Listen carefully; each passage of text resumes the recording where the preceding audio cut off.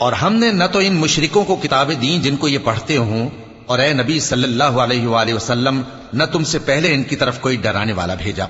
اور جو لوگ ان سے پہلے تھے انہوں نے تکذیب کی تھی، اور جو کچھ ہم نے ان کو دیا تھا یہ اس کے 10ویں حصے کو بھی نہیں پہنچے۔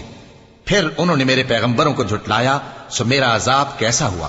کہہ دو کہ میں تمہیں صرف ایک بات کی نصیحت کرتا ہوں کہ تم اللہ کے لیے دو دو اور اکیلے اکیلے کھڑے ہو جاؤ، پھر غور کرو تمہارے رفیق یعنی اس نبی صلی اللہ علیہ وآلہ وسلم کو کسی طرح کا جنون نہیں،